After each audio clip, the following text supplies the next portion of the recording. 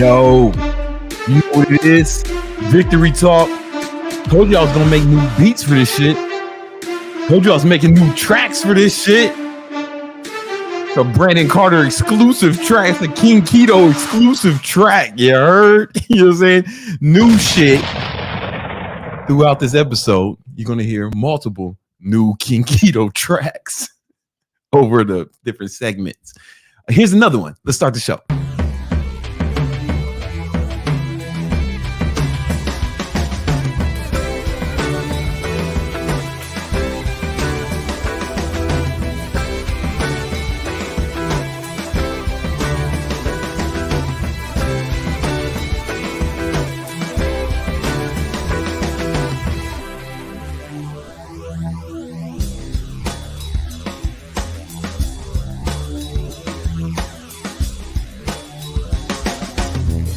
Oh yeah, it is a stupendous day. Welcome to another episode of that Victory Talk podcast. I am your humble and gracious host, Big Brandon Carter, King Keto, the king of ketosis, Gymnasium Jesus, Jesus de Gimnasio. You know what I'm saying? In Dykeman, Washington Heights, they might call me Keto Suave. You know what I'm saying? Para mi gente. And I'm joined by my motherfucking co-host slash production guy, Nima. You know what I'm saying? He's working the cameras, doing all the shit. Like I didn't do nothing. I just kind of show up and start yelling at these cameras, and Nima's switching them. He's bringing up your chats and all that shit. You know what I'm saying? Yo. But the new track that began. Okay, so the one you just heard, I made that one years ago, maybe like 10 years ago. And back when I thought I was gonna be a famous producer, and I never sold it. So now it's on the Victory Talk. But the new beginning, that's a new beginning one, man. A lot of people don't know this. I play guitar. I'm not gonna play, but I got like mad guitars all over the house. I keep them. Oh, they can't hear me. I keep one in every room. At least one. But in this room, I keep two.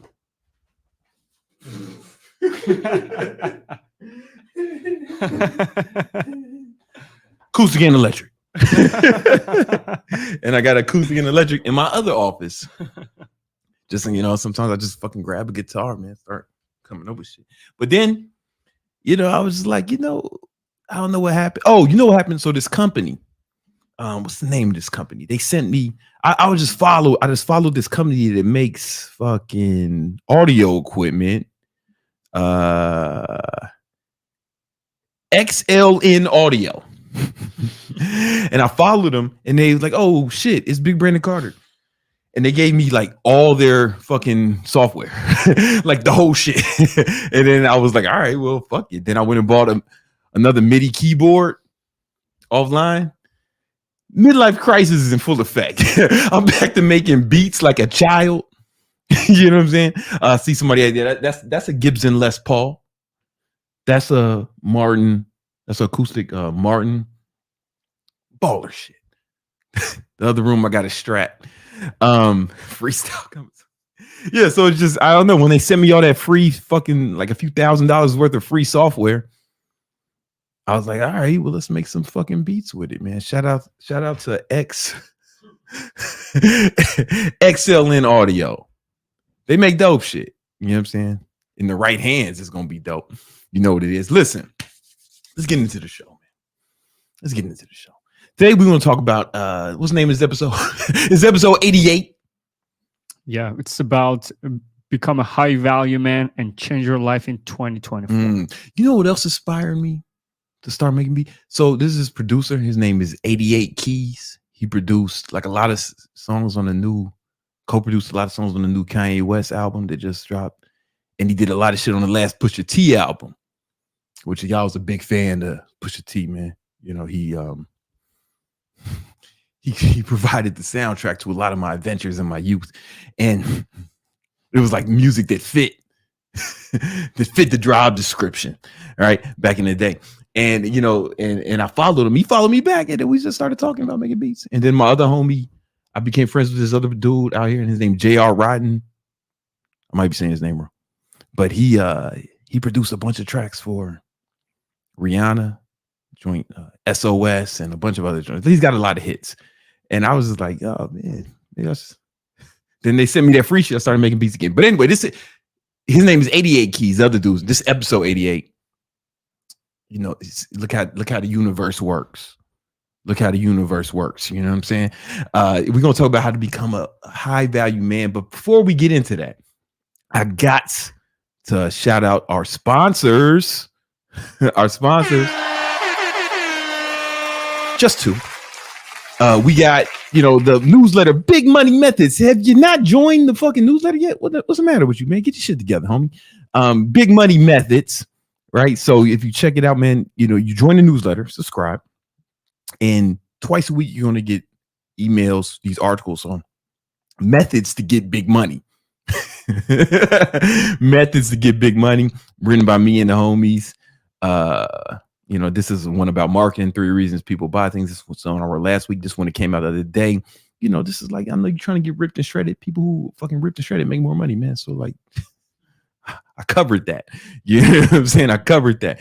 We got some goal setting shit, negotiating shit. Next, my boy Sean wrote that. Chris wrote some other ones. These are the homies, man. The 3 of us got together and we just out here, man. Giving that out for you. All right. The next sponsor is Thot repellent, the easy to apply spray that keeps the hose away. Now, we need your help with this because this is in development. It's been in development for about a year. All right. But it's really coming. Like, it's really coming. We're on the phone with we're talking to the manufacturers now. Yes, we are in the talks, and it's sooner than you think, guys. Sooner than you think. However, we need your help.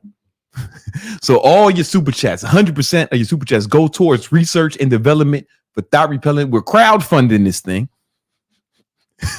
with super chats. In return for funding this shit, I will read your super chat and answer your question. We'll get to all of them. I think we got I think there's a champion right now. No? Okay, my fault.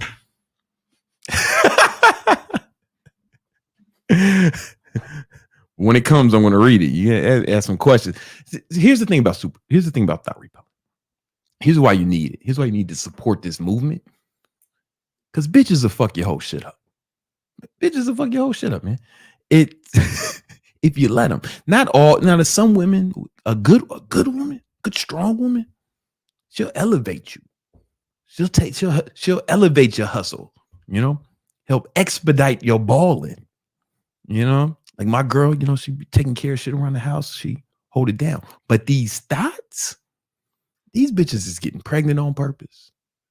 They fucking fishing condoms out the toilet to inseminate themselves. You know what I'm saying? They doing allegations, false allegations, like they said about Diddy. Maybe.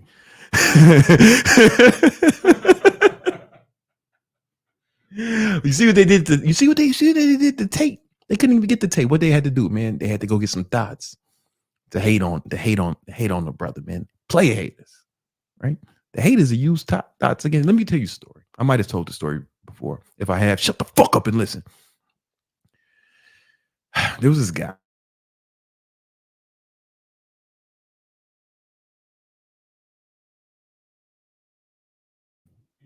Oh, he was a reckless young man, real scoundrel, violent, right? He had a history of violence. This is a long time ago. And he had beef with this dude from Dykeman, Washington Heights, somewhere in that area, right? And he was like looking for him. He couldn't find this motherfucker. No, he was looking around for him. Couldn't find him. So what did he do? Right? He told this girl, hey, girl, you're relatively attractive. Here's what I need you to do. In exchange, no, here's what I need you to do. Not me. This is what the guy from Chicago needed him to do. He said, listen, DM this dude, set up a date, tell him to meet you at this place, right? And she said, yeah, daddy. All right. And she says, "See, Poppy." and so she DM'd this dude, right? The Washington, the villain of the story, the dude in Washington. How she DM'd them? Boom, they started conversating. They exchanged numbers or WhatsApp or some shit. You know how fucking Latinos, they like WhatsApp. All right, so they exchanged WhatsApp and they start talking to each other. She sets up a date with dude at a rendezvous point, you know, and he thinks he's gonna meet a sexy Latina part-time model. Nah, he met destiny. We don't know what happened to that dude, but legend has it that the Chicago guy set him up, and that's how he ended up in the emergency room. Legend has it. That's street lore, right? The Thots fucked him up, man. That dude might have survived unscathed, man, because the Chicago dude couldn't find him for the life of him. But when he finally found, the Thots got to him. Don't let it happen to you, brother. Don't let it happen to you, man. Thot repellent, easy to apply spray to keep the hoes away. And all your super chats go to research and development so you can stay safe. Somebody might have it out for you. And they might use a Thot to get you. Same way they use that Chicago dude used a Thot to get that other dude. The same way the haters, the baller blockers use the Thots to get to the homie Tate. You know what I'm saying? Same way they use back in, y'all don't remember the 90s, but that's how they got Clinton, Bill Clinton, man. They used the Thot to get to him, man. It's the downfall, man. It's the downfall. Y'all don't know this. True story. Black History Month. True story. Then we're going to get into it. True story. J. Edgar Hoover was, you can look this up. It's not conspiracy shit. J. Edgar Hoover was the head of the FBI, Federal Bureau of Investigation. And for whatever reason, he had beef with Martin Luther King. He was on the wrong side of history. He was on the wrong side of history. And but he had beef with this motherfucker. So he was spying on him. What'd he do, man? He found out that old Marty Marr, he had some other dreams that he might not have told you about, man. Marty Marr was going around different cities. He was marching, but then he would fuck some hoes, man. He was out here fucking bitches, man. And then like he had the fucking tapes and he exposed them to his wife, fucked this whole shit up, you know? And then luckily someone else handled that shit. I mean, unluckily somebody else handled that shit for Hoover. But that's how they use the Thots to get to you. Your enemies will do that shit, man. It's real shit. Who knows if Hoover might have sent them Thots at Martin Luther King. Like, ooh, unsegregate my thighs, you know? All your super chats go to research and development for Thot repellent. Hey, let's get into it. We're going to talk about the 5 rules to becoming a high value man in 2024 in a segment we like to call whichever one you think has the how hardest beat, Nima. That's the, I know.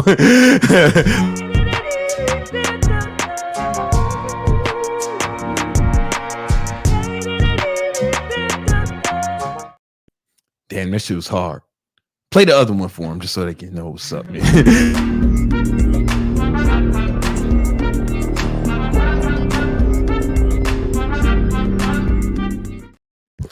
All right, let's take a poll. Which one was harder? Number 1 and number 2. I made them both. Which one was harder? Number 1 and number 2. Let them hear it one more time, then we go get into the lesson. We got to take a poll. So this is going to be number 1.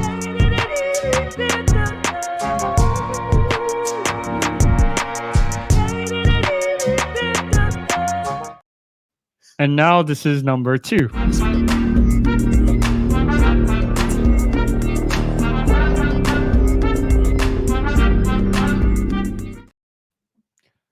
All right. Okay, we're getting. I think when people are spoken, I think it's number 1. Yeah. All right. So we do habits of the a winner. All right, let's go. Let's get. Should I do it? Yeah, one.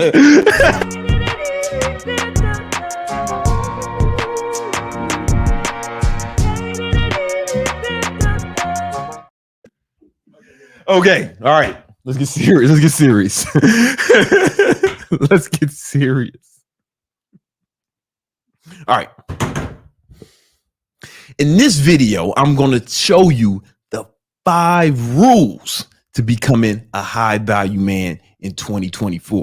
All right. The only reason I'm saying 2024 because that's what people are searching for this time of year. This shit has been this way since the beginning of time. You know what I'm saying? Like Adam and Eve. These rules have been applicable. All right. But for the sake of search engine optimization, we're going to do it for 2024.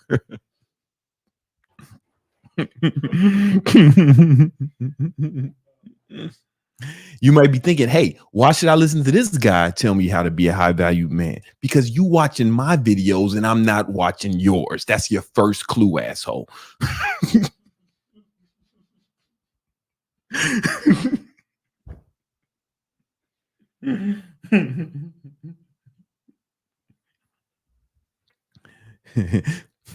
And you clicked on a video about how to be a high value man, you saw me, that should let you know something. So presumably you should just shut the fuck up because you wanted to, presumably you should just shut the fuck up because you either want to become a high value man. That's why you're watching this. You think you might be a high value man. So you're watching this, or you just some motherfucking loser. You left YouTube on.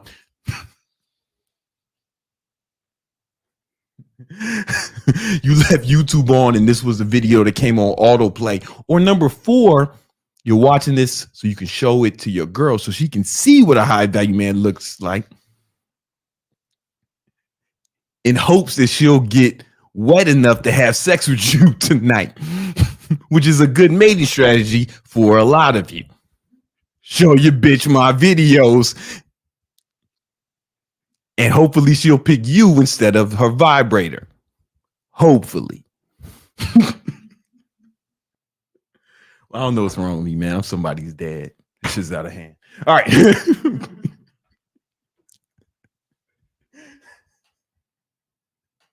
All right, let me get my shit together. First of all, we have to define what a high value man is, right? So I think the homie Kevin Samuels, I think that he had the best explanation of it, right? So again, so it's 3 parts. It's high value. Oh, I can make that a little more legible.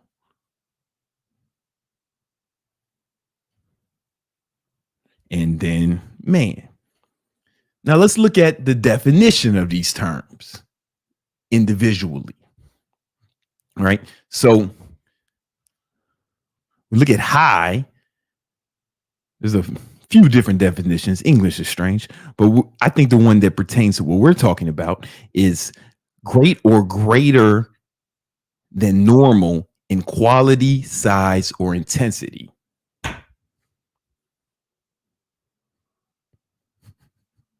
A lot of jokes came into my head right now, almost too many jokes. You know, when you have too many Chrome tabs open and your shit just shuts down, that's what happened in my brain for a second. Let's try to stay focused though. All right.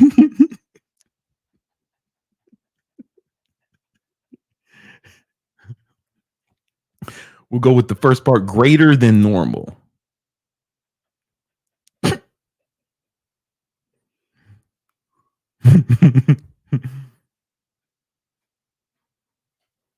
Greater than normal. Then we have to go for value. Let's look at the definition of value. I gotta pull it together.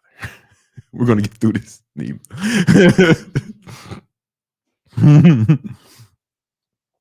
Value. Value. Oh, hold on. Value. Google gets sexy after dark, man. The regard that something is held in. Oh, the regard that something is held to deserve, the importance, worth, or usefulness of something. Let's go with the term usefulness. I think that is a good definition to focus on.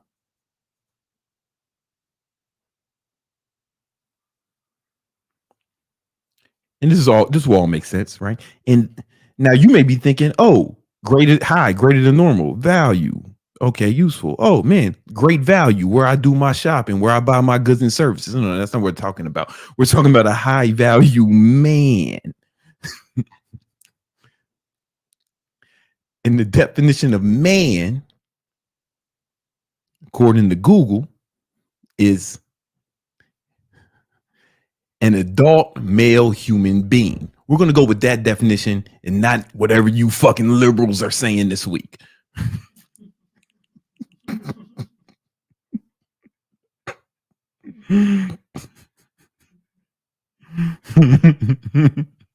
Adult human, that's important. Male. Adult human male.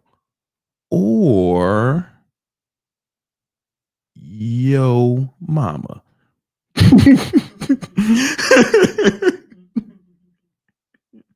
We'll put that in parentheses.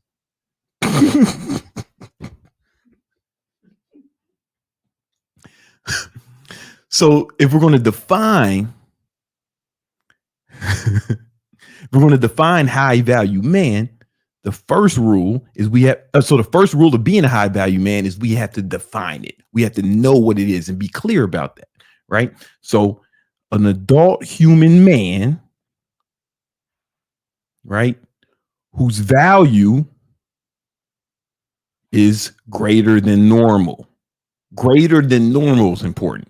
Greater than normal, right? You can be a regular value man or a low value man, mid value man, right? But it's got to be high value. It's got to be greater than normal. So you got to be above average. You got to be better than regular ass motherfuckers. And with value, rule number 2 is value is not about you, right? Even if you are a high value man, it's not about you. For example, right? For example, let's say we have a high value product. Let's take it out. Let's take it away from the definition of adult human male. Let's say high value product, like the shit I sell.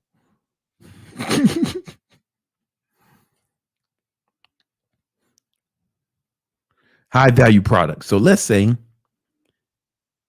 there's a guy, he's selling this product and he's selling this product, right? It's this fucking thing. Who fucking cares what it is, right? It's high value, right? Oh no, how do we know if it's a high value product? Right? He can say it's a high value product, but just because he says it doesn't mean anything, right? It's if humans are willing to exchange currency for it. So the market decides if his shit is high value, not him, right? The market will decide if his shit is high value or not him. He can do his best to make it high value, but how do you make it high value? Who's going to be valuable to? The customer has to think. For this to be successful, the customer has to think his product is high value. I think people understand that in business terms. Now let's take it to human terms, right? Now we're going to go high value man. In the interest of time, a high value man is the product, right? and how does he know if he's valuable? The fucking market tells him if he's valuable or not, right?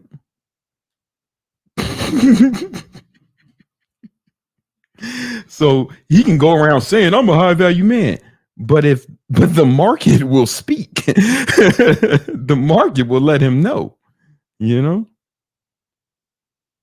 Right? That's a high value man, high value product, the market will tell you. A high value man, the market will tell you if you are, right? Now, it all kind of, sorry.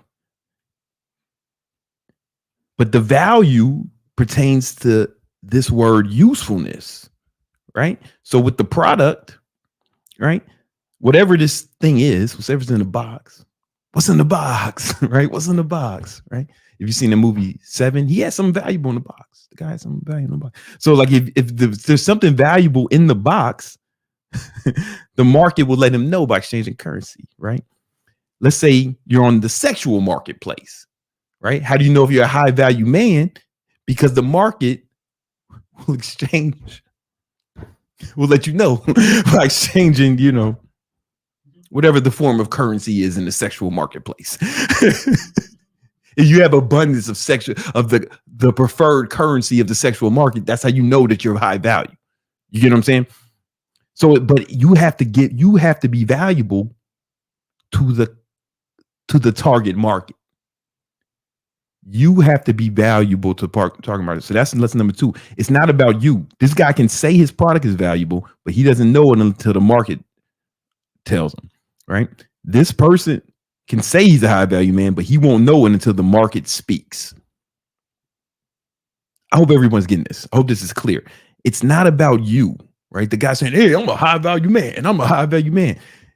You can say whatever you want, bro. You know what I'm saying? I can say I'm an astronaut, but if I don't put on a spacesuit and leave Earth's atmosphere, that is bullshit. You know what I'm saying? Like it will be evident. It will be evident if I'm a high value man or not. Right? So rule number 2 is value is subjective.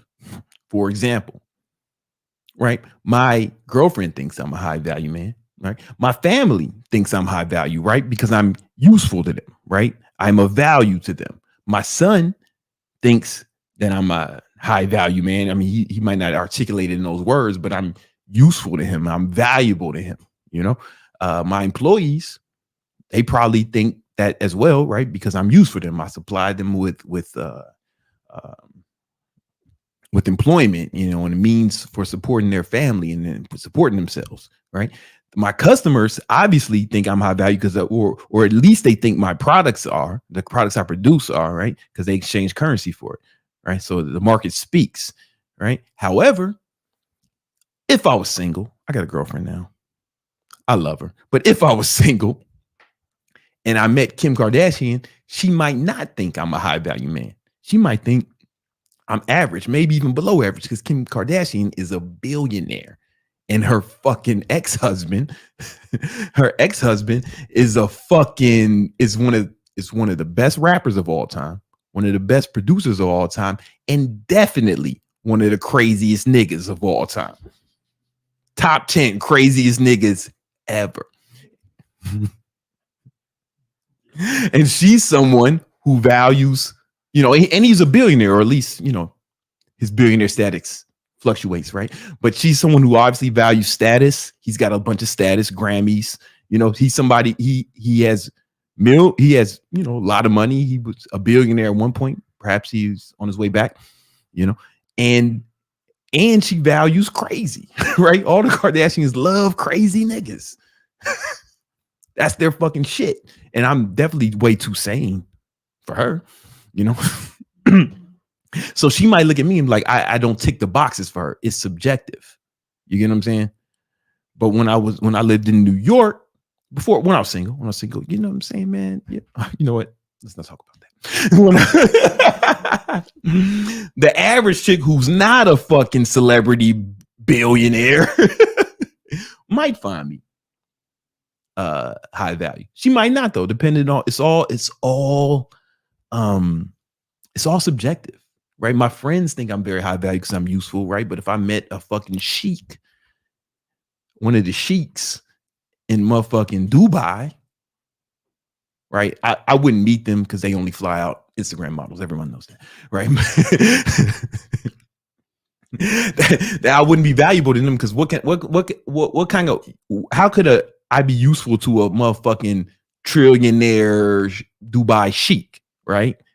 You know, but them Instagram models, yeah, man, they are valuable to them, right? Because they're super attractive, and they'll do something strange for some change. You know, they'll drop it low for some dough.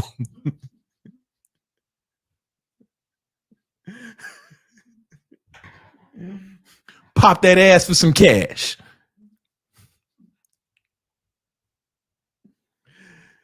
Fun fact: when you see girls posting Dubai shit by themselves, they're prostitutes, or at least part-time. Everybody has before you look down on them, everybody has a price, right? You know, you for the right amount of money, there is a number. You do some strange for some change. There's a number, man, with the like $10 billion. Anyway, I digress. We don't have to talk about that because nobody's gonna give your ass $10 billion for nothing. You over here watching videos on how to become a high value man.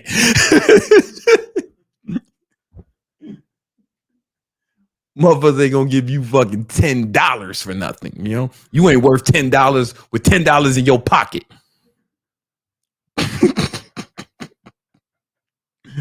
Not you. I'm talking about the other ones watching. You're cool. I'm talking about the other losers. You're cool.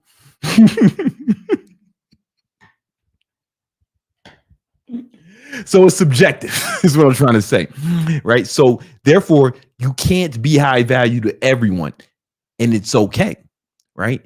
So, for example, if you're trying to court a young lady and she doesn't find you appealing for whatever reason, it's okay because someone else will, right? There may be someone who will, unless, of course, you have no redeeming qualities and you are undeserving of love, which may be the case. But because not everybody's because it's subjective, you got to figure out who you want to be valuable to. And that is number 4. You figure out who you want to be valuable to. So for me, the only people I care about being valuable to, right? High value man, right? So the only people I care, there's only a few people who I care if they think I'm valuable, right? It's my family, my friends, my employees, and my customers. That's it. I don't give a fuck about nothing else, right? You know, I don't know if you noticed on the internet, people aren't always nice. Sometimes people hate on me. They talk shit on me. Somebody's probably doing it right now on this video. 80 to 90% of the time, I won't even see it. If I do see it, that means, I was on the toilet or something and I had a few minutes and hey, what the motherfuckers talking about today? And then I might have said something funny in return, but I didn't care because I only care about the opinions of my friends, my family, my employees, and my customers. So you have to figure out who do you want to be valuable to. And my girlfriend fits in there. She's somewhere between friends, family, and employee, right? You know what I'm saying? She crosses the demos.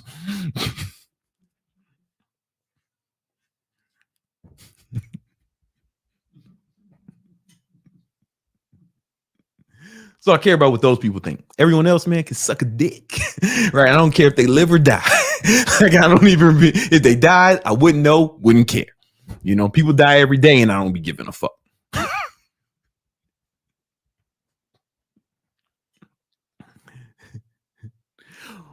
Let's pull it together, guys.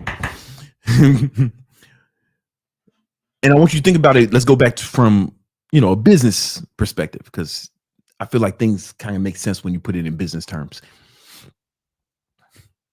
The company tampons, right? They make products for women when they're going through their menstrual cycle, right? They don't give a fuck about what I think about anything.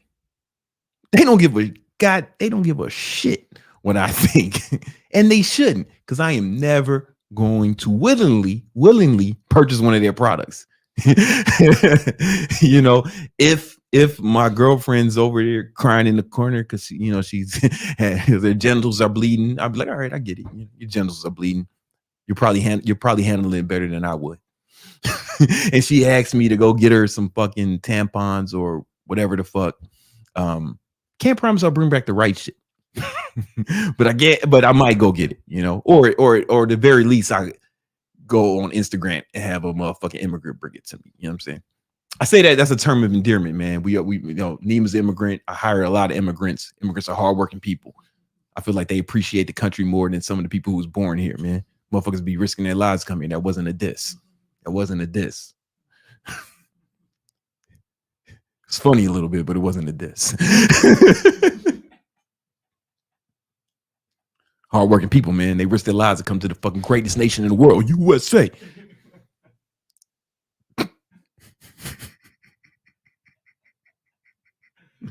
Anyway, Tampon doesn't give a fuck what I think, right? They don't give a fuck what any of us think, right? You know, I say us because it's only like 3 or 4 girls watching this shit, and you know they're all homosexuals, which is cool. Down with it. You know what I'm saying? I'm down with y'all, man. I'll see you at the WNBA games.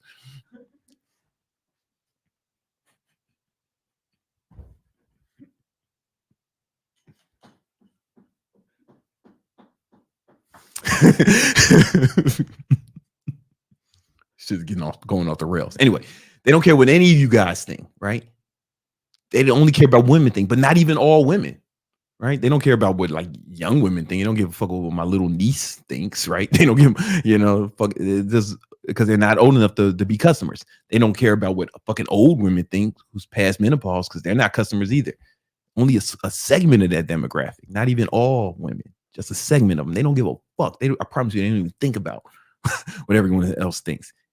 And they're $1 billion company. You got to do the same. You got to do the same. Some people will think you're fucking low value. Fuck them, right? Just focus 100% on the people that you want to be valuable to, right? And it's not like you're trying to kiss their ass or you want to be, it's like be valuable, be useful. This is a good thing. It's a good thing if you're useful. What kind of asshole doesn't want to be valuable? What kind of asshole doesn't want to be useful? What kind of selfish fucking dickhead doesn't want to be useful to anyone, right? But you can't be useful to everyone. And that's where number 5 comes in. Rule number 5, right? Improve yourself in the ways that will make you more valuable to your target market, right? Whoever you picked in step number 4, improve yourself in ways that make you more valuable to them. So for example, let's say you're a guy, you're looking for a girlfriend, right? And you say, all right, cool. Well, you got to decide what kind of girl you want, what kind of girl you like, right? And it might be different. So, you know, in my experience, most girls usually, they care about, you know, personality. Oh, spelled that wrong. Hold on. Let me make it bigger so I can. Oh, fuck. Let me start. I got to start over again. This iPad is not high value to me right now. All right. Personality, right? Care about personality, right? And they care about looks, right? Looks are important to everyone, right? You know, you're gonna, if you are a legit like mutant, it may be difficult to get a date. You're really gonna have to compensate with like in some of these other quadrants. Looks, status, right? And you know, you may think I don't want a girl who wants me for status. Well, like you want a girl who would fuck a homeless guy, right? With a good personality, right? Is that what you want? You want to be competing with fucking homeless people, bus drivers and shit? You know what I'm saying? Goddamn janitors, you know, like you want the bitch to have some kind of standards, right? I don't want a bitch with no standards. You know what I'm saying? Personally. And then, and also, you know, money, man. Listen, every girl, 100% of them want a guy with some money. Right, there's different levels of it. You know, different women will care about this in different proportions. But every girl wants you to have some money, right? She's not trying to fucking She's not trying to fucking struggle with you, live under the fucking. She's not trying to live under the fucking bridge with you, right? You got to have some cash, right? Some cash. She's not going to date homeless people, right? Okay, so money's important, at least a little bit, right? And now, once you figure out what kind of woman you want, first you got to figure out what does she value in these quadrants, and how much of it does she value, right? If you're dating a girl who's a teenager, right? She probably only cares if you're a teenager. If you're a teenager, it's illegal. We're gonna stay off this. If you're a teenager, because there's some teenagers watching this, that's what I meant. Let's get off of that. If you're dating a girl who's in college, an adult, she might care about this in different perspectives. Like this may be like higher. If you're fucking in college too, then maybe she doesn't care about this as much. Maybe she, but if you are the captain of the college football team, I don't know, man. Like she probably cares about this, but different girls are going to care about different things in different, proportions. If you're dating fucking strippers, then it's kind of all this. It's kind of all this. And this would be somewhere in the, what I'm saying? But it depends, man. Some girls, I don't give a fuck how you look, man. You know what I'm saying? If you can make them look good and fulfill their lifestyle, they care about. So it's all proportion. All women care about all this stuff. So you got to find out who your target market is, right? Right. This is just an example, right? And once you figure out what your target market, you improve in those categories, right? You fucking subscribe to the Big Money Methods newsletter to get your money up. You know what I'm saying? You get your status right. Maybe you get your personality right. You stop being a bitch, right?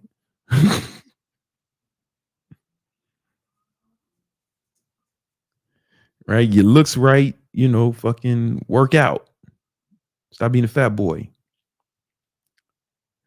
Right. And status, it depends. See, status is probably the most subjective. For example, I have a bunch of like luxury watches, right? Super expensive watches. But in some venues, my iced out AP, like totally iced out, buzzing on the AP, in some venues, that's going to give me higher status. In other, if I'm in fucking Jamaica, Queens, Washington Heights, Dykeman, the hood, I'll get higher status with that watch, right? But if I show up to the country club, or I was looking at private schools for my son, if I showed up into the fucking, it's like expensive ass private schools, man, like super rich people, right?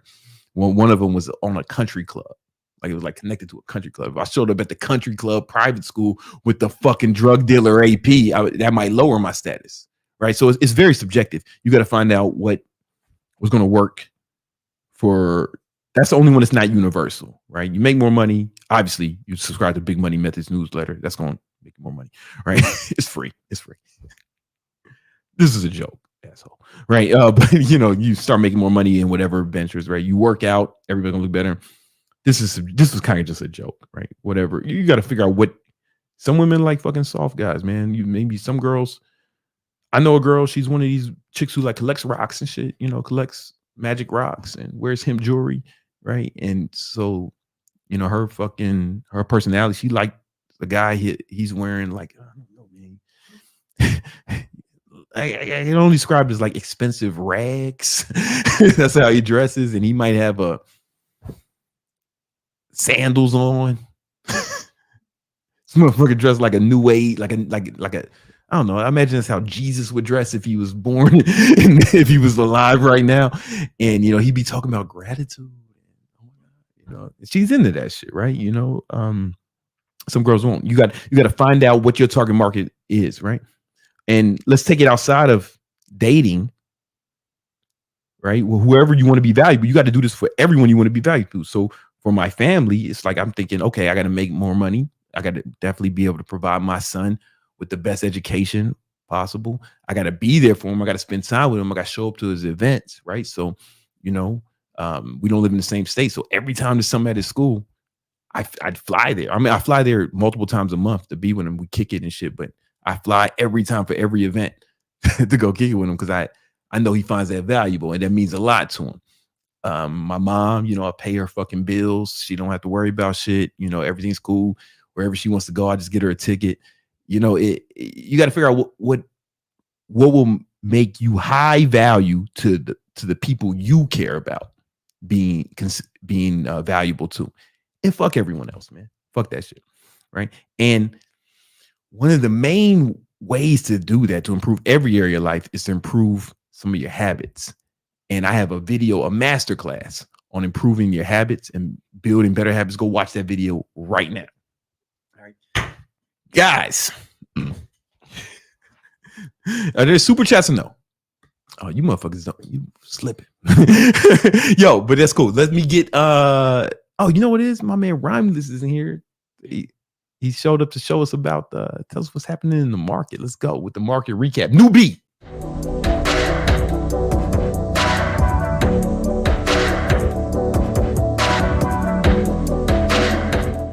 Hey, I made that beat too, y'all. Yo, what up, Romulus? What up? Yes. That's right, Brandon. So good to be with you. And by the way, please don't anyone go watch that video right now. Wait about an hour. Yeah. We're not done with you yet. We sure aren't. There's some things you need to know right now. Yeah, and you know, there's some good news for it. There's some good news for you guys, aren't there? Exactly. You know, I missed last week, Brandon, and I appreciate the chance to go step back for a bit. It was old General Romulus's birthday. Hey, happy birthday, man. Thank you. I was turning, I don't know, 3,000 years old, like that. And so the lovely little lady of the house escorted me to dinner, and therefore I was unable to make the victory unit. And you know what? The next day, though, I felt like there was something missing in my life. Come on, man. We felt like something was missing. It was really just not complete. I'm like, what's happening with the market besides me making all this money?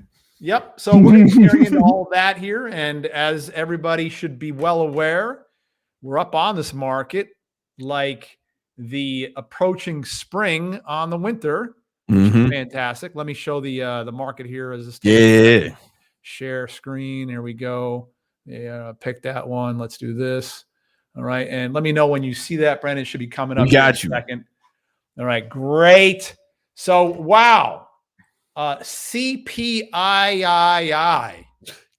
Whoops. Yeah. Except for everybody in the Victory Unit Legion. No whoops there. Because we had a nice fat bet against. See, when it turns red, there's ways you can make money. When it goes green, there's ways that you can make it. By the way, everybody in the audience, did you know that you can make money whether the market goes up, whether it goes up and down? You know what it is. Are you aware of that? You don't only need it to go up. It has been going up for a bit, but over the course of the 29 years that I've been in this business in different ways and forms, it doesn't always go up. Trust me on that one. I remember in 2000 and 2003, it spent almost 3 straight years going down. It was pretty great. That's a fact. Yeah. So it doesn't always go up. However, this little indicator here was telling us, well, we don't even have the indicator up, but check in with us tomorrow. I'll tell you about it. Yeah. So we had a little flash signal coming on here, and then the rest of the world was completely oblivious and blind to the possibility that the market could pull back. The rest of the world, except for the Centurions and the Victory Unit Legion. Come on, man. And we took a nice little trade against it, and all this was our money right here. That's a fact. This was our money. Just fell right into our pockets there. It was pretty great. So the CPI came out this morning for those who don't know, and that is okay if you're not aware of these terms, languages, lingo, because it can be very tribal on Wall Street. It's something that they used a long time ago to keep the outsiders out and the insiders in. That's not what we're about, however, but it's called consumer price. It's just how much are you paying for your shit? Yeah. That's what it is. Consumer price index. Yep. How much are you paying for it today versus how much you paid for it last month? And then also how much you paid for it last year, which is called inflation or lack of. So post-COVID, a bunch of money came into the marketplace. Then when everybody started going back to work, they were spending that money. There was more money chasing fewer goods and services. That is the definition of inflation. The way to handle that as a producer of a good or service is to raise your price. That's how you do it. When your prices go up, or you have an opportunity, whether your price goes up or not, that is how you counter that situation. So prices went up across the board. That is called inflation. Then the Federal Reserve started raising interest rates 23 months ago. It was March of 2022 when they first began raising interest rates. And now everybody's wondering when they're going to cut interest rate. Well, when you have a big print, what we call a hot print on Wall Street, like we did this morning, that results in interest rates going up and stocks going down. Yeah. And again, this was all foreshadowed quite nicely. We kind of wrapped up that one up in a ribbon, didn't we, Brandon? Yeah, it was nice. Nice trade. Beautiful. Yeah, nice trades, good information. The research was right on there. No one else was talking about that. Nobody. They were all just continuing to buy NVIDIA, which we'll get to that too in a moment. Yeah. So the inflation report comes out. It's a hot number, print high, and then all of a sudden the basis points start ticking north, and the stock market starts seeing red to a tune of something that hasn't had a loss that we haven't seen. Boy, at today's low, it was almost a situation. Then it kind of recovered a bit in the afternoon. We don't have any trend line breaks quite yet. If you look at, this is pretty easy to see. Whoops, that's too much. Pretty easy to see. You can kind of follow that gold line right there. You don't have any trend line breaks in any of the major indexes. However, here's the small caps. This has been sloppy. However, it's getting close. You kind of have to wonder, how many times does the market want to dance with the danger zone here before it succumbs? And it doesn't go straight up forever. Perhaps those days are getting a little bit long in the tooth. It feels like a late summer, early fall kind of a situation where the leaves are falling off the trees, and a situation could develop where something a little more lengthy than a 1 or 2 day pullback, which is what we've seen going back all the way to October, could be in the cards in the somewhat near term. There. Yeah, clear, right? Yeah. Pretty clear. But right. You know what didn't follow the trend? You know what stayed, what was super green today? What's that? Celsius. Let's check it out. Celsius. And I think it's the victory unit, man, because we've been pumping the stock, you know. Well, not only have you been pumping the stock, but we've got our centurions all over the world just pumping their blood veins with the stuff. Come on, man. It's always like, I'll bathe in this shit. You know what I'm saying? just a little, I shave, sprinkle a little here, sprinkle a little there. Yeah, man. Take a couple. Put it in your car. You know, like whatever you. Off I go. It's funny because, like, for me, I don't put a lot of stuff into my body, a lot of stimulants and things. Yeah. So if I drink, and I'll have a coffee or a tea or whatever once in a blue moon, and because I don't take it often, it acts like jet fuel in my body. Come on, man. We're not paying to say it. We're owners of the stock. Yeah. I'm the only reason I'm not drinking it now because I was drinking it during the victory talk, and man, I just wanted to go out. I just wanted to stay up accomplishing goals instead of going to sleep. Absolutely. You know, I wanted to stay up chasing victory instead of getting my REM sleep. Victory. Here's one of the ways we do that every day. Wednesday afternoon over in the victory unit. That's the Discord. And by the way, this is another opportunity to get something free that can be extremely valuable to you and yours over decades to come. But every Wednesday afternoon at 4:15 Eastern time, my partner Greg and I, we host a live traders town hall in the victory unit Discord. And for those who are already plugged in, all you got to do is click the button. For those who are not plugged in, go ahead and join the victory unit Discord. Do it tonight. Do that as soon as this podcast is over in about an hour. And then you can join us tomorrow because I've got a special announcement, something special and unique that I want to discuss with everybody. And for the last couple of weeks, those who have been joining us have been pleasantly surprised because every week there's something special that we're bringing out. So we're going to be adding to that tomorrow as well. All right. So the question, though, Brandon, is this is something that the big money players, the traders and investors around the world really should be asking themselves. Was this a shot across the bow? Was this an initial battle that begins into and forms into something bigger, more sinister, perhaps over coming weeks or months? Or is it just another case of, again, a couple of days of a pullback, which is the only thing we've had since late October anyway, going back now for 3.5 months? And the answer to that is that we don't know yet. And that's why before we're talking about Celsius here, we're looking at the trend lines. So this is important. You have to start looking at support and resistance areas.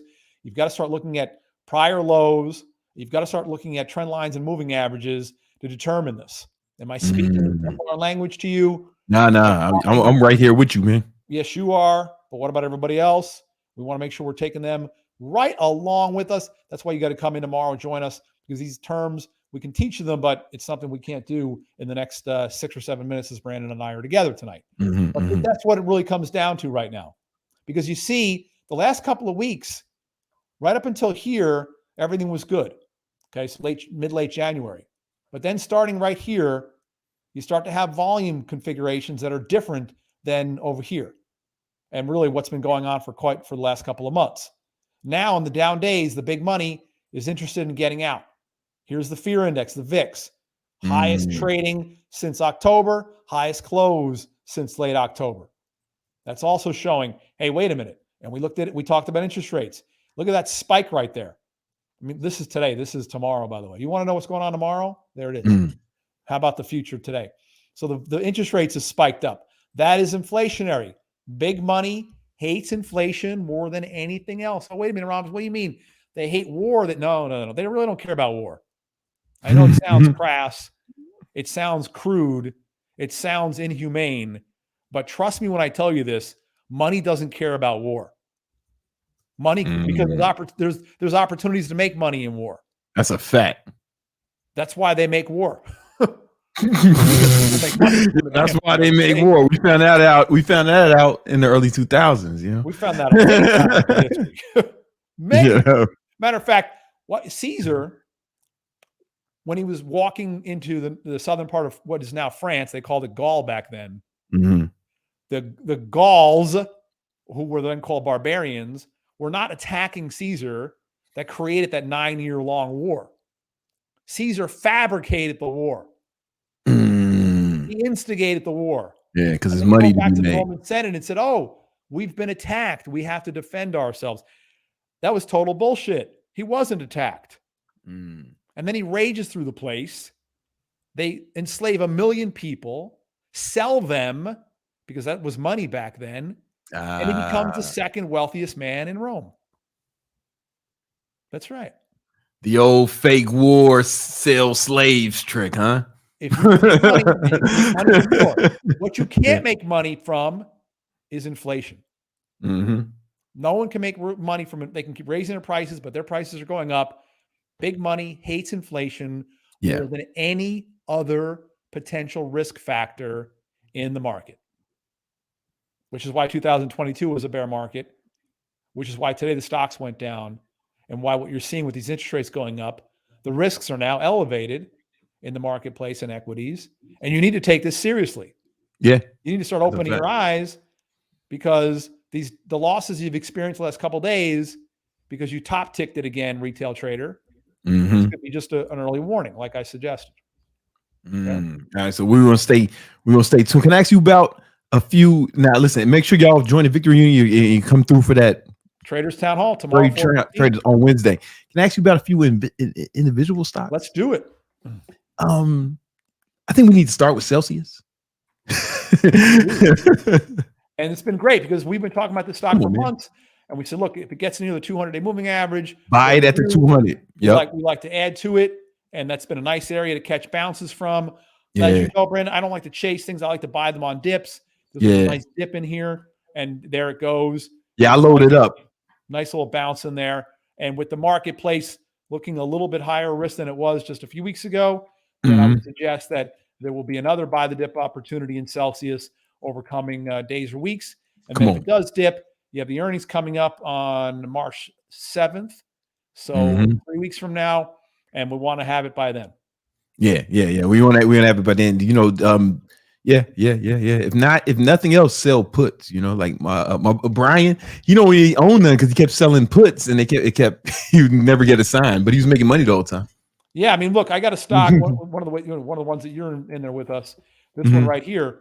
We kept selling the puts as it went down. We never got a sign, and finally last week we got a sign, and then the damn thing just shoots up like a monster. We sold the calls and just absolutely pillaged that thing.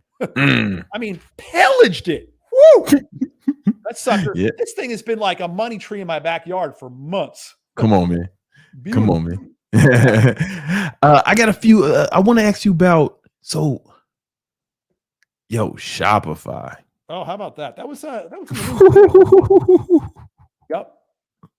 This is your risk factor, everybody. What? I mean, coming around, you think it's all good because this It thing is looks down good. 13% today.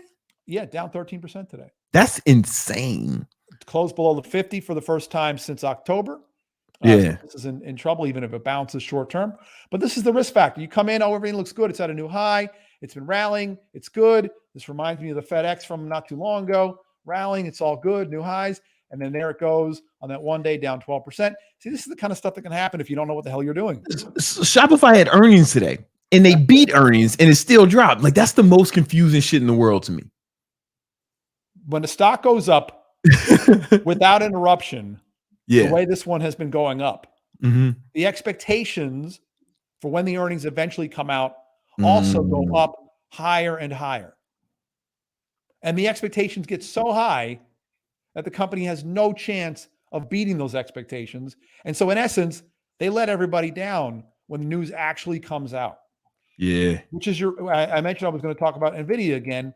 And that's your risk. NVIDIA earnings in a week. That's your risk. Yeah.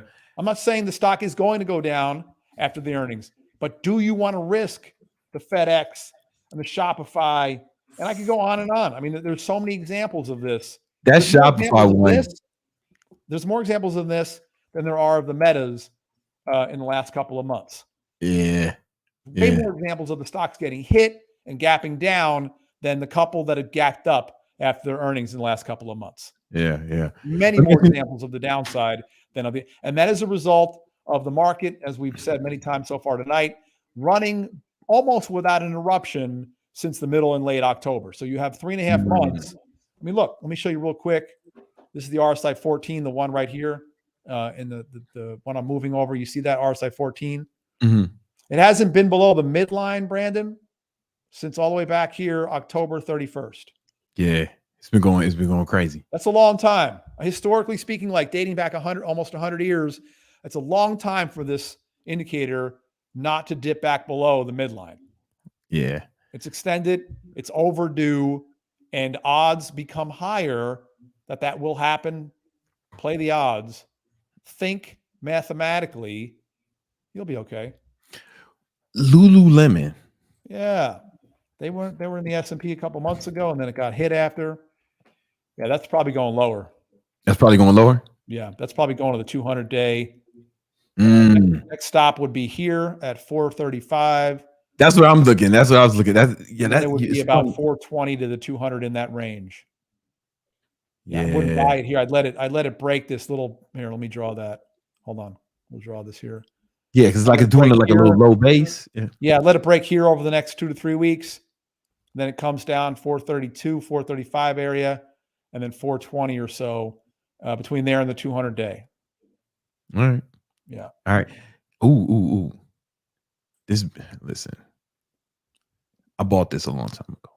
I mean, I made it pretty heavy. Chipotle. CMG? Yeah. Right. That CMG. CMG was going. This looks more constructive. Yeah. It could have an opportunity to kind of flag around for a little while. I wouldn't be thinking it's going to be going higher anytime soon, though. Because again, with what happened the last couple of days, especially today, stocks in general are just going to be looking more high, a little bit choppier.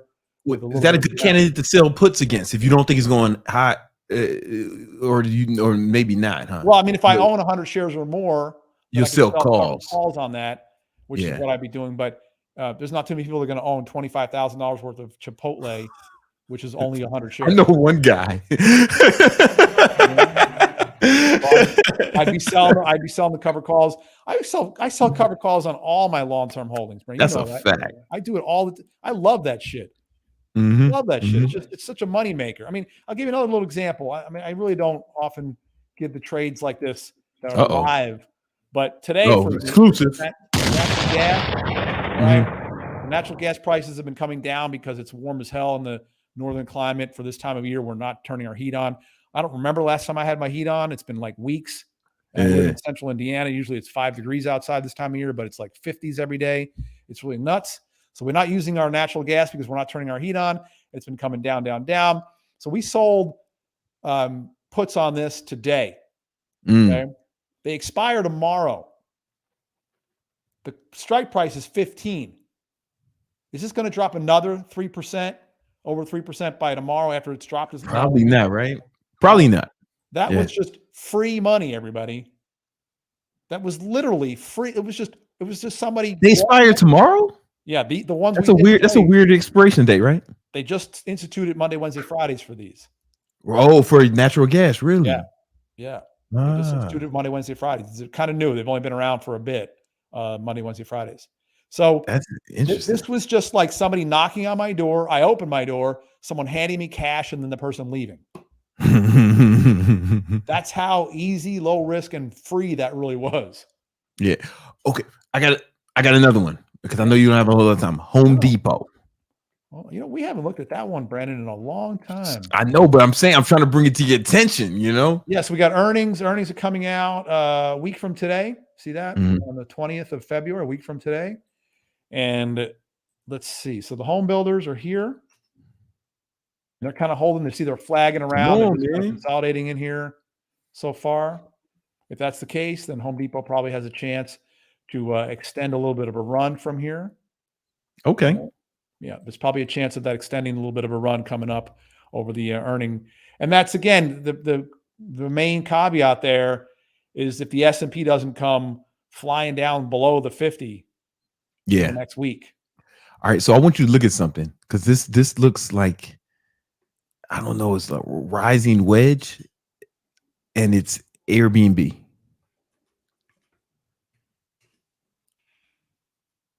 Or so it's starting. Yep, it's starting to pinch over here. So I'll draw some lines. All right. Hang on. It's easier to see if you do it like this. Yeah. Okay. So you see the lines are kind of coming together. All right. That's called, whoops, let go of the mouse. That's called a rising wedge when it's rising, but it's getting more narrow as it goes up. And that's bearish, right? That is yes, it's a bearish configuration. And the call here would be a break below the lower line right there. But it's still a bit away from that. So you kind of have to wait for that to play through. I was ready to buy puts, Romulus. General Romulus. I was ready to buy puts, man, Jumping on it. Yeah, that's how you got to be, again, you got to be a little bit careful with these situations like this, because even though the trading today was absolutely bearish, one day does not a downtrend make. Yeah. You've got to build up some downward pressure. You've got to build up some further fear, a little more impetus to the sell side, but that could be coming based on everything we've seen. And I would suggest that the small caps, if their break carries through and there's follow through on the selling, the small cap index is where you'll see most of it first, because this has been the weakest of the index for the past, year and a half or so, give or take. Somebody mentioned the Airbnb's got earnings tomorrow. Greg said that. Yeah. Yes. Let's see. No, well, they had the earnings. They were today. Oh, they missed. Yeah. They missed. They missed. They missed. And it went up. Isn't this fucking crazy? This shit is insane. The stock went down a little bit, down 2%. Not a big deal. Okay. It was up the day before. I got it. It certainly could have been. It certainly could have been a lot worse. Yeah. All right. On my trading view, is that candle is green. I don't know what the fuck. It's right, because it ended up. You see how it's hollow red? Yeah. That means it closed higher than it opened. Oh, got it. Lower than I have mine configured that if it's down, it's red no matter what. Oh, that's right. You taught me that a long time ago. And you did. You did tell green me. Occasionally. That means it's up from prior day, but it's lower than it closed lower than the open. Hey, all right, Greg. I'm gonna keep my eye on that for that. Greg just said you're gonna let the Legion know. Q, for example, Q has more examples of this. Where see these are green, but they're solid green, but they went up from prior day, but they closed lower than they opened. And you have hollow red. That's the opposite. It went down from prior day, but it was up from the open. It's just a little more data. It's just a little quicker to kind of let your eyes say, okay, now I have a little bit better acclimation of what might be going on with the trading behavior and the price action for the past whatever time. That makes a lot of sense. I need to switch back because you told me that a long time ago and I forgot why. You told me, so I switched it back, but now I remember. It makes a lot of that gives me. I don't know why the stock load is when you first put them up there. It's like you said, it's green if it does that or whatever. And I need to change it back. Will play the tricks like that too. Whereas I don't want to know If it's down, I want it to be red. If it's green, if it went up, I want it to be green, and that's it. Yeah. You know what? One last one, man. Yeah. The last one, because I bought this when you started talking about that. I bought Netflix, right? But not Netflix. I bought that version of Netflix that the income version. You know, I forget the name of it. Oh, NFLY. NFLY, right? So now, I like that. But I sold puts like right after the next day on it, and I ended up getting the sign. But now it's like way up because if you look at Netflix, yeah, Netflix has done well. So we talked about this a while ago. These handful of yield maxes, and most of them are doing well. Tesla's down a bit, but most of them are up. Netflix is flagging in here. If the S&P again can just hold its mud, this is a stock that could certainly be launching higher over the next 3 to 6 months. Yeah, it's kind of hanging in there. I own the yield max instead of this, which I feel like that's all right. Yeah, I feel like that was the right move. I own a couple of these yield maxes. I own Tesla, Nvidia, and Meta, FBY, Facebook. Oh wow, those are the three that I own. I'm down on the Tesla. I'm up on the net Nvidia and the Facebooky one. The Tesla one pays a crazy dividend. This sucker pays almost 60% a year.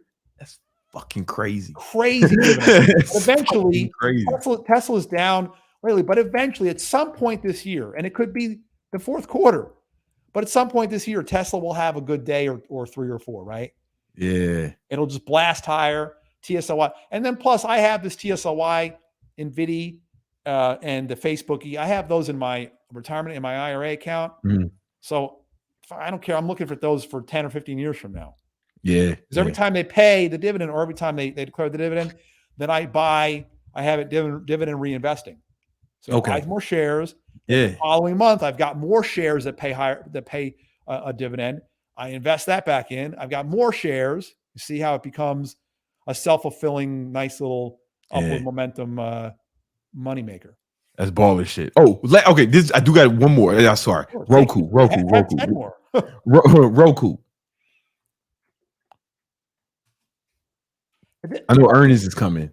Oh yeah, this would be a gambling situation because okay. The placement of the stock right now, right in the middle of this, indicators are kind of right in the middle, except for the real short-term things. The trading behavior from the last couple of months, this suggests that it's just anybody, any which way. But let me ask you, are you familiar with the product? Have you ever used it, tried it, experienced it, seen it? I have one in my living room, but I didn't buy it. It was here when I got here. See, I've seen it like at a couple of the gyms that I go to. Yeah, because I guess they can pay less using that than they can other types of video and cable type of presentations. The product, I think, is kind of like, it's shitty.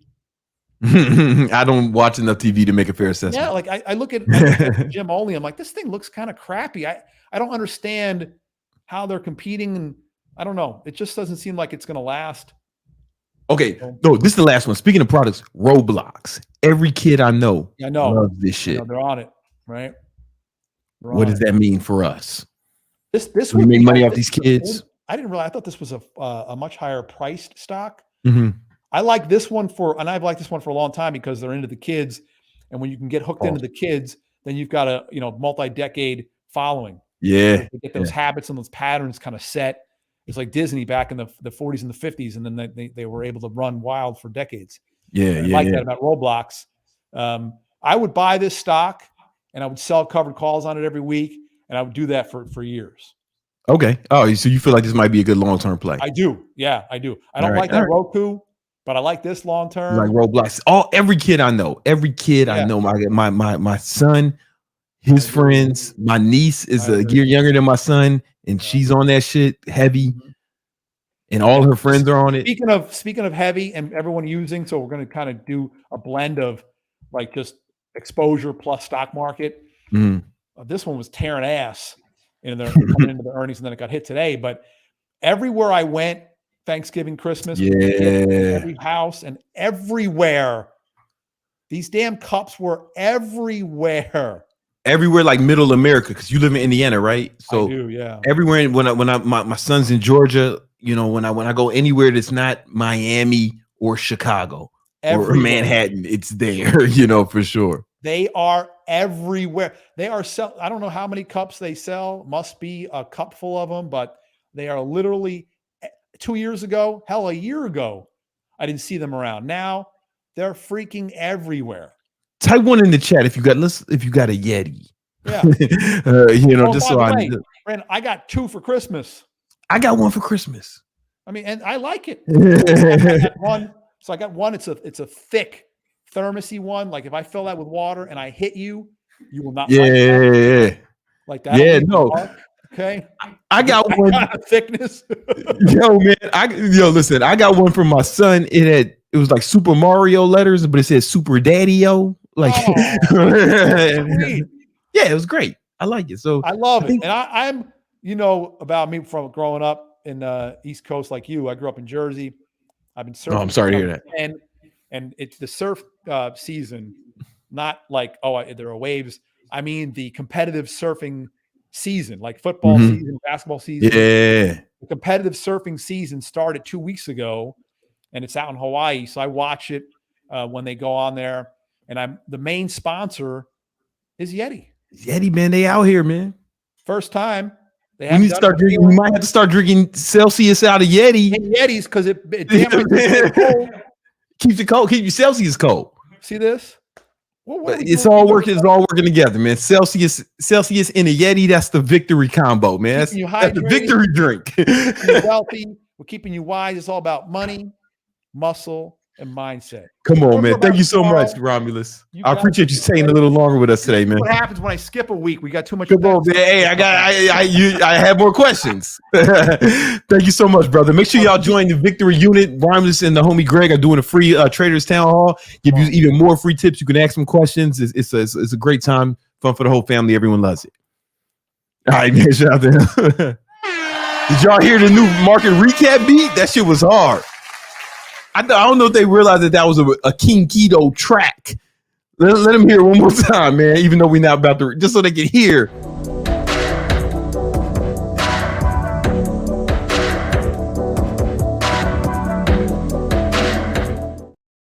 come on, man. That shit is smooth, man. Like all you fucking pieheads, that's some shit you can smoke that Kush to. That OG Kush, man. I think we got some super shit. I think this has been some heroes. Yes, we got some super shit. Let's just put this off. Okay.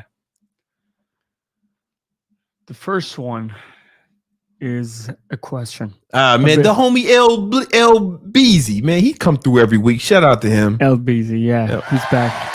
He's saying, Pete Brown and Carter, I just passed my exam to be a state trooper, and now I'm about to make more money, invest in Section 8 property. Let's go. I just bought my first. Got my first crib, my Section 8 crib. Yeah. Yep. And the question is, I still work 3 jobs. I'm trying to cut the vices, especially drinking. Any tips?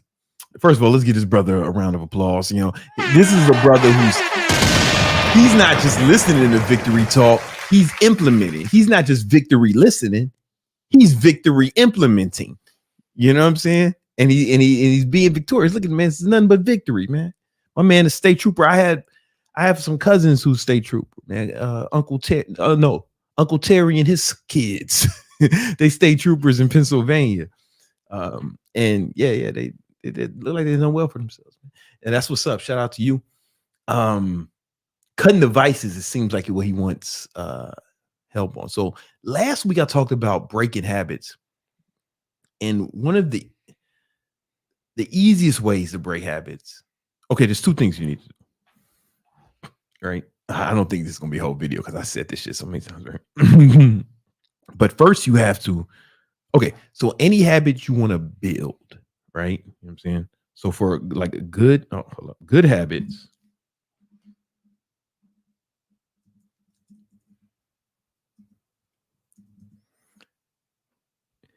And building good habits is more important than breaking bad habits. First of all, before I get into this, because when you build a good habit, especially if you really build a lot of them, you crowd out the bad habits and you don't even really have to think about them so much. For example, hey, I used to have a problem with women, right? You know, some people call it a sex addiction. I don't know. That might be too over the top. But now I got a girlfriend who I have sex with, right? Hey, and I'm working all the other time. I'm either working or with my family and friends the other time. So there's no time to fuck bitches, right? I don't even have to think about it. I couldn't do it if I wanted to. I don't have, I don't want to. I don't even want to. But if I did, if it's not like something I have to restrain myself from, but if I did, it would be difficult, right? To even do it, right? So you want to build good habits. And when you want to build a good habit, then one of the really important things you have to do is to reduce friction. Reduce friction. All right, so here's something y'all don't know. When I'm writing on this, there's a screen here, and it comes up sometimes, and like in my peripheral vision, I see something moving. And I think, oh, is that a fucking bug on the screen? No, it's just me writing. It fucking startles me a little bit because I ain't seen a bug. I don't know, but you got to reduce friction. So, for example, I wake up with an alarm now because I'm not getting as much sleep as I'm not getting the best amount of sleep. I'm getting the minimum viable amount lately, which is 7 hours for me. So when I wake up, I'm a little groggy, and now it's cold in Miami. When it first got cold, what I would do is I would come out of the bedroom with my fucking robe on, and I'd be fucking cold, right? And just to warm up, I lay on the couch, and Shorty got a little blanket over there. And next thing you know, it's fuck out. I fall asleep, and it's 7 o'clock. That shit happened like once or twice, and I was like, oh fuck this shit. So what I do is now I keep some sweats on the couch. So I leave as soon as I leave the room, I throw on some sweats. So I'm not cold anymore, and I can get to work and do shit because it's a little cold in Miami right now. But what I'm doing is I'm reducing friction. For example, what I used to do when I used to wake up early when I was working them 4 jobs and I had to wake up early and go straight to the gym to train people, I would keep my fucking clothes in the other room, right next to the door. So I just had to put my clothes on and then go in the bathroom, brush my teeth, and then I'm out the door, right? And then I'd shower at the gym and shit, right after the workout, or even this podcast studio. So this is a bedroom in the apartment, and its only purpose is to do this podcast and to film content. But I keep it set up all the time because those of you who've ever made content, setting this shit up is the fucking part that fucks with me the most, right? So these cameras here, they never leave. These lights, they never leave. And sometimes we film in other places in the house. Nope, we get other cameras and other lights. I'm rich, but we make sure.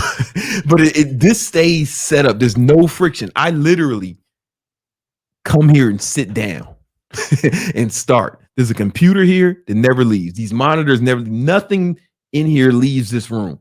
It's set up for me to do the podcast at all times. And we do the podcast on the days that my fucking housekeeper comes. So it's fucking clean for me. I don't even have to clean this shit up. What?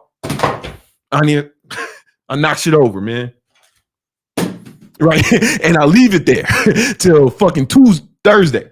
And I'll come back and be right where it's supposed to be. There's no friction for me, right? So you want to reduce friction on good habits. Now the bad habits, right?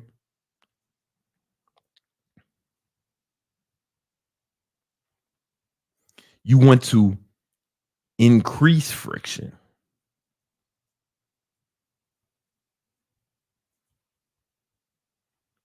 Oh.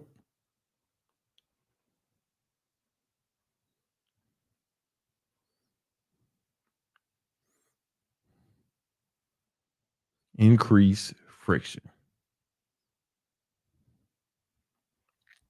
Right? So you want to do the opposite. For example, I really like the taste of ice cream. I've always, since I was a kid, I've enjoyed ice cream. It's my shit. However, I almost never eat ice cream, maybe once or twice a year. And guess what doesn't exist in my crib? No ice cream. There's none, right? Because, I don't want to have to use discipline. It's just not here. You get what I'm saying? It's just not here.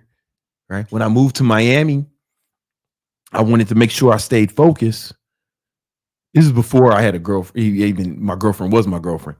Right, we were just friends, and I knew I was gonna move to Miami, and I was like, man, I better have a girlfriend when I moved down here. And then we were just friends, but then she became single. I was like, hey, you'd be a good girlfriend. And then so I brought her down here, and now we're in love. Valentine's Day tomorrow. But what we did was it reduced friction. So now I know I'm gonna stay focused more, and it's like less likely for me to get distracted in the hedonism of this sinful town. So for your bad habits, your vices, you have to increase the friction, whatever that is. This may be too extreme, and I don't know the side effects of this. This is just an example. It's not a recommendation. There is a drug that they give like alcoholics if they want it. They don't have to take it if they want it. Where if they drink alcohol, they get like super sick. And and it works. It works because it increases the friction, right? Because they're like, oh man, I want to get drunk so bad, but if I fucking drink this shit, I'm gonna be throwing up all night. Right? It increases the friction. So you have to figure out a way to increase the friction for not only drinking, but all your vices, whatever they may be. My boy Jeremy, he's been trading, and he makes a lot of money. I don't know what I was supposed to say, but he makes a lot of money trading. But he noticed that he would overtrade throughout the day. He's only supposed to trade a certain amount of time in the morning. So what he does is, after he's done trading in the morning, he takes his trading laptop. The only laptop his software is on. It's a whole laptop just for trading, and he locks that shit in a fucking time release safe, so it doesn't even open until the next morning. Right? He increased the friction. Now he could bypass it some kind of way, but there's way more friction there. And ever since he started doing that, he has been over trading, and he's made more money. So you need to figure out ways to increase friction on the bad habits and decrease friction on the good habits. And this way you're working from it both ways. You're doing it both ways. Pause. It's less likely that you'll engage in these things you want to quit, and it's more likely you'll do more of the things you want to do more of. And then it's be easier not to do these things because the good things will crowd out the bad things. Long-winded explanation, right? Oh, wait a minute. Hold up. We got a lot of super chats, but man, the homie MLD just came through with the fucking $100 super chat. You know what I'm saying? Okay, so he's saying Ecclesiastes and Titties 10:19. Yeah. And that's a great new beat you got. I mean, truth. That's facts. Yeah. This guy's speaking the gospel. Yeah. It says, big ups to all the people that watch this type of content. You will truly be edified by these lessons. There's a lot of truth in that statement, MLD. Man, shout out to my man, Modern Life Dating. Y'all, you should check out his page, man, especially if you're trying to date in a modern life. You know what I'm saying? Like not old timey shit, like when chicks would drop a handkerchief and then you pick it up, or you have to put your cape down for a chick to walk over a puddle. We're talking about modern life. What is going on now? 2024. If you want some pussy in 2024, you gotta holler at MLD, man. Like he's gonna put you on the game. Shout out to him. This whole fucking podcast would not exist had he not told me about the benefits of going live on YouTube and how he gets content from it. Like it was all based off of one conversation I had with him in Miami. So we all owe MLD gratitude. Yep. LT is asking with $20. What's the recommended account size to start with? Oh, for trading? Yeah, he asked it when. Okay, so if you're day trading, as of about 2008, if you're day trade, 2009, 2010, somewhere around that time, if you're day trading, meaning you're going to do multiple trades in a day, right? You need an account size of $25,000. That's thanks a lot, Obama. He signed into the law something called the Dodd-Frank rule so Wall Street couldn't take advantage of dumb investors and steal all their money anymore. Liberals. I thought this was America. I should be able to day trade with 50 cents if I want. Now, if you want to swing trade, do whatever you want, bro. It doesn't matter. But you're probably going to need a good anything under $2,000 and it's the amount of money just won't be statistically relevant, you know. And even then, you're gonna have to go a little to grow the account faster. You're gonna have to take some riskier strategies. But if you don't mind it growing slow, $2,000 is a good starting point. You know, obviously, the more you make, the more you got, the more you make. And then we got 60s Milkman. 60s Milkman in this bitch. You know what it is. He's saying shout out to the Victory units. With a baby bottle. I don't know what that means. I got more questions than answers, but I'm fucking with it. I'm here for it, man. Go start the development. I mean, we are putting the product out, so it's gonna help us. Oh my God. Yo, that's what's up. That's what's up. Yo, guys, I want y'all to check out. I'm gonna text you. There's a video I want y'all to watch. Right? It ain't on my page. I know. I'm sending you someone else's page. It's strange. I never do this. When you get a chance, you know. Hold on, let me find it. So it's a video of me and the homie Mike Rashid. We did a video together. He was in Miami. I don't remember what I said, but it was probably dope. It was both of us. So I was on his podcast, man. Y'all go check it out, man. It's like an hour of fire, straight fire. I don't remember what I said, but I'm sure it was dope. So y'all check it out, man. Tell him Brandon Carter sent you. Tell him the Victory Unit sent you in the comments. You know, that's the homie. And listen, I ain't got nothing else. I ain't got time to really get into nothing else in these last 10 minutes. You know, I could just fucking play fucking dope ass tracks for you, motherfucker. Unless there's another super. Oh, this might turn into a motherfucking listening party, Brent. This might turn into a midlife crisis music listening party. Shit. Victory listen. Victory, yeah, y'all gonna have to Victory listen. Hold up, man. Shit, man, this is happening. Victory beats. Yeah, you might. I think this might just for these last 10 minutes. This may just be Victory beats. Hold up, man.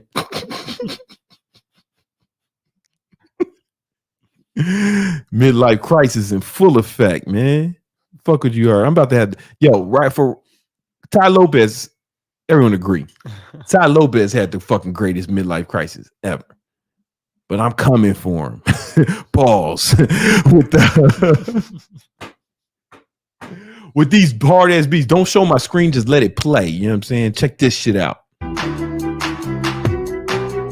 Oh shit, man. Oh shit, what this nigga sample some soul beats? It's like fucking, it's like Mobb Deep shit, you know?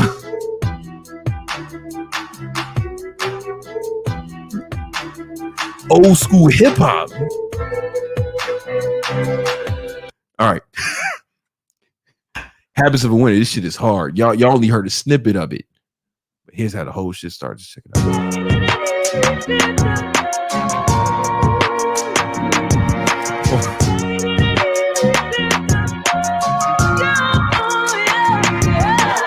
It's real hip hop. You gotta stop freestyling. Yo, no, they ain't.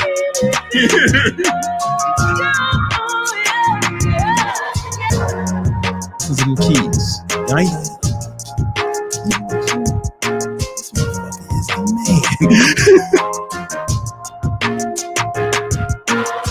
man. Somebody's freestyling right now. Somebody's spitting some fire.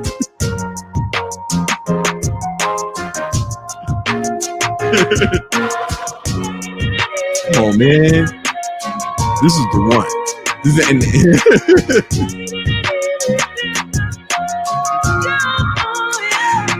It's fucking hip hop, man. Yo. Hey, yo, what?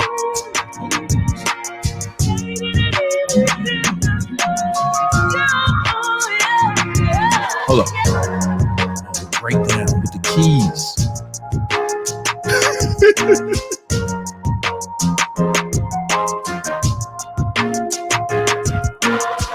Come on, man.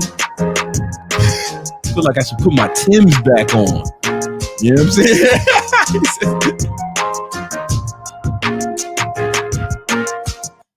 All right, so that was hard. Then we got the real talk beat. You know, say if we want to bring it to the club. You know what I'm saying? Get Tiger on this shit, man. Make the strip club anthem. You know what I'm saying? Somebody call Tiger. Tell him we got one. Somebody get Tiger and Quavo on the phone. It's urgent.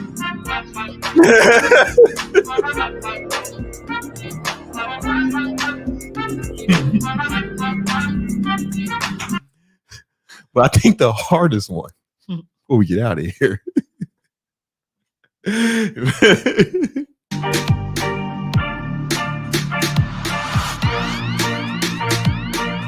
That's the countdown, right? Yeah. Come on, man. Sounds like marching to victory. It sounds like some hip hop Avengers, man. We need to get Thor on the track, man. I love the vocals on it.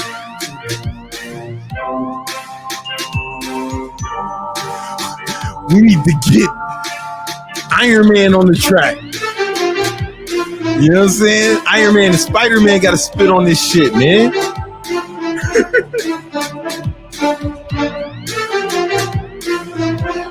We're getting super chats. Oh, no.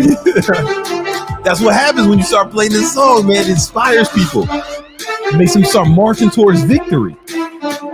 All right, let's answer the super chats. That's really good. Crez Universe is asking, I have a videography business. I'm trying to grow. Any advice on how to convert a beta client or a free service into a paying client? Psst, man, yo, you know, listen, funny you should ask, man. We got the expert right there. Give him some bars, Nima. What should he do? I mean, it depends on what type of video you're doing. But let's say, I don't know, let's say talking head videos, you're editing some shorts. Is he editor or videographer? Like, is he doing more? I think he does both. I assume. Yo, Harry used to call. One time, Harry, he called himself a. Someone asked him what he said. I heard him say, "I'm a cinematographer." I started dying laughing. I almost fell out of my chair. I mean, he says it's a business. So if it's a business, he's not just a videographer. I assume he also does editing. First of all, does the client who you're doing free stuff have the money to pay for it? Because if you're just doing free shit for someone who doesn't have a business or plan to grow and make money off of that, it doesn't make any sense. So make sure that person who you're making videos for actually has a business and is using these videos to make videos. If it's just to grow channel, it wouldn't be sustainable if it's not a business. Yeah, it's got to be a business. It got to be a business. Because this channel wouldn't even the revenue from this channel wouldn't even pay for Nima, let alone all this fucking shit. You know. And then the other one, then the British one too, Harry as well, because he's a cinematographer. So we need to make sure that that these cinematographers get top dollar. but the short answer is exactly. If there's a business and it has cash flow and your video is helping them, if you do it for free, just to prove that you have good quality work, then it should automatically turn into a paying client. It just doesn't make sense to do it long term. Could he do something for free to build for testimonials, and then even if that person wouldn't buy exactly as you give the tips, like the fitness training? Yeah. Assuming he has a portfolio and he's trying to build credibility with that particular person. The only reason to do something for free is if you don't have a portfolio and you don't have like testimonials or like reviews and shit, which I used to do. I mean, personally, but those people might not have paid you, but you use that work to get new jobs. Yeah. Got it. All right, I like that shit. Shit.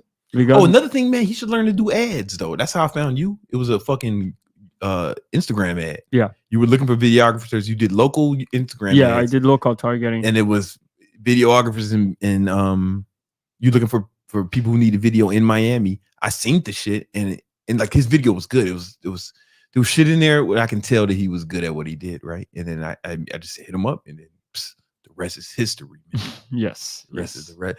You know what I'm saying? It's been an amazing journey. The rest is history. No, I'm just Mo is asking, what's up, Brandon Carter? What up? What audiobook would you recommend to listen to over and over so we soak up some new game while driving Uber? Yeah, yo, so it depends on what you're trying to learn, man. You know, it's so vague, right? It depends on what you're into, right? You know what I'm saying? So it depends on what you're. Yeah, that's what. So you know, if you were a salesperson, I give you some sales book. If you're marketing, I give you some marketing books. If you're just looking for personal development, so it depends on what you're into. If I were you, I would check out that video I have of my 50 book, my top 50 books.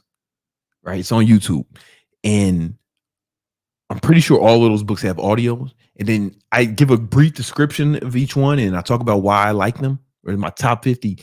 And you find the ones that resonate with you, that are applicable to what you're trying to accomplish, who you want to be, the man you want to be, you know? And yeah, find the ones that work best for you, man. When you watch that video, and then go get the audiobooks. Otherwise, it'd be too vague. But I mean, if you want me to give you an answer, it's all 50 of the books in my video, in my top 50 books one. But I think you should go through it and find the ones that resonate with you. And the last one, El Busy is back. Hey, what up, El Busy? Yeah, he's saying, "Big Brandon Carter, I make beats too. One day when I get to join you on the first class, I will let you hear that." Yo, that's what's up, if man. I keep going, it'll happen. That's what's up, man. You know what I'm saying? That's what's up, man. We'll have a listening party. I use Reason. Everybody, I know young boys use FL Studio. Well, that's what old school. All right, y'all. This has been another episode of Victory Talk.